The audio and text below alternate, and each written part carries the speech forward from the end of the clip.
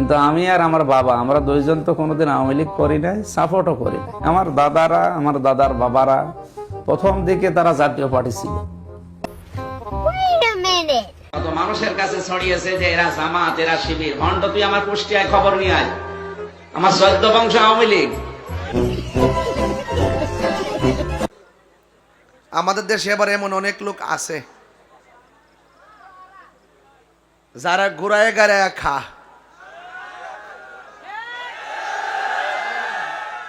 আবার টিকিটও পেয়েছে।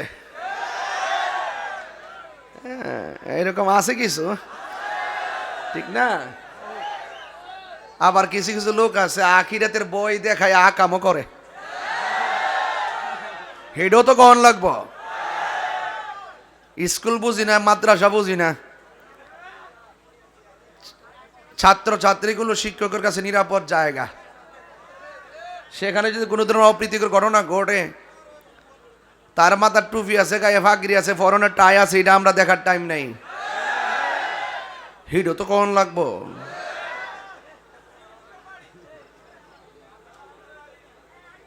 সন্ত্রাসীর বিরুদ্ধে কথা বলতে হবে, মাদকের বিরুদ্ধে কথা বলতে হবে, ইয়াবার বিরুদ্ধে কথা বলতে হবে। আর আমাকে কি আপনার ওয়াশি গান লাগবো? আমি কি শাহরাস্তি নতুন আইছি? বহুত বাধা বিপত্তি আছে, সব উপেক্ষা করেই আপনারাই সাজান, আমরা আসি। সব কষ্ট কিন্তু আপনারা করেন, আপনারা সক্রিয় আছেন বলেই তো মাহফিল হচ্ছে। অনেকে কয় প্রশাসন মাহফিল বন্ধ করে দেয়, এগুলো মিথ্যা কথা। পুলিশ প্রশাসন মাহফিল বন্ধ করে না। এক শ্রেণীর ধর্মদ্রোহী আর দেশদ্রোহী মানুষ আছে যারা প্রশাসনের কাছে উল্টা পাল্টা যায় কয় প্রশাসন আইন শৃঙ্খলা যেন অবনতি না ঘটে, ওনারা উভয় পক্ষকে স্থির রাখে, রেখে একটা আইন জারি করে। এটার জন্য প্রশাসনের দোষ না, দোষ হইল লেবাসদারি ওই বেঈমানের।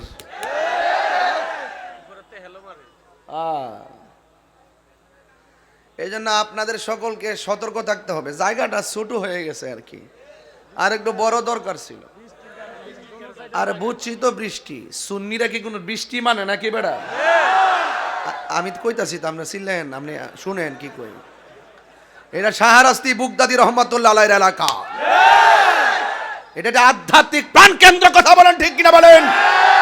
এখানে গায়ের জোরের চাইতে ইমানের জোর বেশি।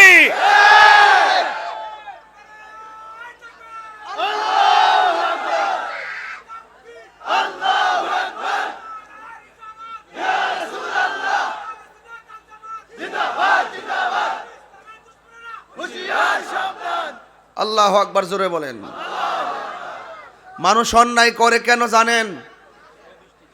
মানুষ অন্যায় করে কবরের আযাবের কথা ভুলে যায়, সেজন্য আখিরাতের জবাবদিহিতার কথা ভুলে যায়। যদি আখিরাতের জবাবদিহিতার কথা না ভুলতো, এই দুনিয়ায় থেকে কখনো মানুষ অন্যায় করতে পারত না। এই জন্য আপনাদের খেদমতে আমার আরজ থাকবে, আমি ঘন্টাখানেক ওয়াজ করব, আমি এরপরে আপনাদের থেকে বিদায় নিয়ে ঢাকা যাব। তবে এতটুকু বলতে চাই, আমি কষ্ট দিব না আপনাদেরকে। আমি ক্যান্টনমেন্ট ঢোকার পরে প্রায় 1 ঘন্টা জেমে পড়ছিলাম, যেই জন্য আমার আসতে 1 ঘন্টা বিলম্ব হয়েছে। আমি কমিটমেন্টে খুব কঠিন, খুব অ্যালার্ট। তো আপনারা এই ছেলেগুলো ইমার্জেন্সি, আমাকে তো সবাই দাওয়াত করে 1 বছর 2 বছর আগে, আর এই পোলাপানগুলো কেমনে জানি ডেটটা পাইছে মাত্র 15-20 দিনে। শাহরাস্তি না হুজুর উসিলায়, যাই হোক, মাত্র কয়েকদিন আগে, 10 দিন হবে মনে হয় না, 10-12 দিন একটা সুযোগ ছিল, এরা পেয়ে গেছে। যাক আলহামদুলিল্লাহ, এটা আমার নসিবে আছে। তবে আপনারা খোলা আকাশের নিচে যেভাবে বসছেন, আপনাদেরকে অনুরোধ করব, আপনারা যখন আগামীতে যখন মাহফিলে আসবেন, পাতলা একটা সাদা টুপি নিয়ে আইবেন। এটা যাতে মনে থাকে, আব্বা এটা মাহফিলের সৌন্দর্য। প্রত্যেকটা জায়গার একটা ইউনিফর্ম আছে কি না বলেন? মনে থাকবো না ইনশাল্লাহ। এই জন্য আপনারা আদবের সাথে আমার কথা শুনবেন। অনেক লোক দাঁড়ায় রয়েছে, আমার কষ্ট লাগতেছে, আমিও ঢুকতে খুব কষ্ট হয়েছে। বলেন আমাদের আসল ঘরের নাম কি? এদিকে আওয়াজ একটু কম হইছে। হেরারা আসল বাড়ি মনে হয় আমেরিকা, নাইলে ইন্ডিয়া। আমরা আসল ঘরের নাম কবর। আপনি ইন্ডিয়া থাকেন আর আমেরিকা থাকেন, যেই দিন আপনার হায়াত শেষ হয়ে যাবে সেখানে আজরাইল হাজির হয়ে যাবে। নাকি কোনো ভেজাল আছে? ওয়ামা তাদরি নাফসুম বিআইয়ি আরদিন তামুত। আপনি জগতের যেখানেই থাকুন, আপনার সময় যখন ফুরিয়ে যাবে ঠিক ওই সময় আজরাইল হাজির হয়ে যাবে। আজরাইল হাজির হওয়ার পরে আজরাইলকে বলবেন, আজরাইল আপনি আইসেন আমার নিয়ে যাবেন, আর একটা মাস সময় দেন, বাড়ি টেহারা তুইলা লই। এইরকম কোনো সুযোগ আছে? সুযোগ নাই। বলেন হায়াতের মালিক কে? একটু মরণের কথা চিন্তা করেন। আমার দেশের কিছু কিছু মৌলবীরা ওয়াজ মাটির নিচের ওয়াজ করে, উপরের ওয়াজ করে না। উপরের ওয়াজ করলে তো বেটা ভাত তৈ থাকতো না। মাঝে মাঝে উপরের ওয়াজ করি, পায়জামা গরম হয়ে যায়। উপরের ওয়াজ করি না, এগুলো আমরা খবর নেই না।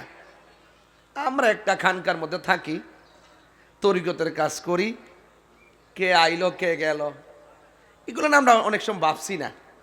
এখন দেখি যে ভাবতে হবে, বাবার সময় আসছে।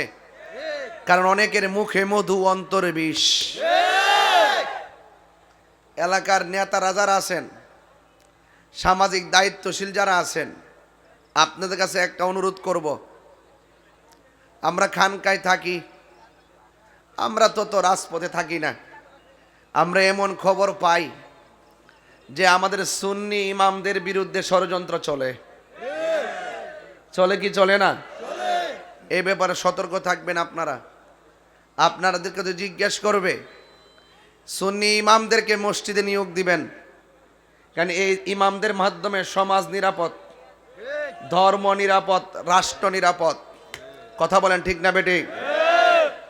এই জন্য কেউ যেন সুন্নি ইমামদেরকে যেন কেউ কোনো ধরনের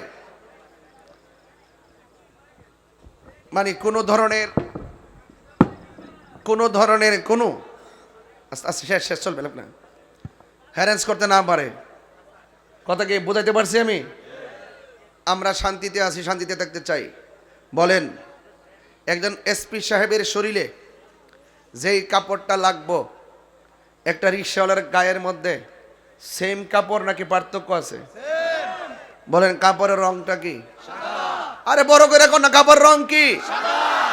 এই ওয়াজগুলো তো আমি সবসময় করি, এরপরও তো বুঝাইতে পারি না। একজন লাখ কোটিপতি যেই ঘরের মধ্যে শুইব, একদিন একটা রিক্সাওয়ালাও সেই ঘরে শুইব। এই ঘরটা কি টাইলসের নাকি মাটির? তো এই ঘরে যাওয়ার আগে আল্লাহকে চিনার দরকার আছে না নাই? নবীকে চিনার দরকার আছে না নাই? আউলিয়া কেরামের সোহবতে যাওয়ার দরকার আছে না নাই? মা বাবার খেদমত দরকার আছে না নাই? মরার পরে কিছুই নাই, মরার পরে কিছুই নাই, আছে শুধুমাত্র হিসাব। দুনিয়ায় যা করছেন তার হিসাব আপনাকে দেওয়া লাগবে। গাঞ্জা খাই একবার মাথা লইয়া ভরে রইছেন, হিসাব কিন্তু দেওয়া লাগবো। ঠিক আছে নি? ইয়াবা খায়া ফেন্সিলিল খায়া টা লইয়া ভরে রইছেন, আর সমাজের মধ্যে একটা ব্যস্তাট লাগায় বেড়াগিরি দেখান, কবর গেলে কিন্তু বেড়াগিরি বন্ধ হয়ে যাবো। কথা কন ঠিক না বেঠে? এজন্য আপনাদেরকে সতর্ক থাকতে হবে। আল্লাহ রাব্বুল আলামিন কোরআনে বলছেন, মিনহা খলাকনাকুম ওয়া ফিহা নুঈদুকুম ওয়া মিনহা নুখরিজুকুম তারাতান উখরা।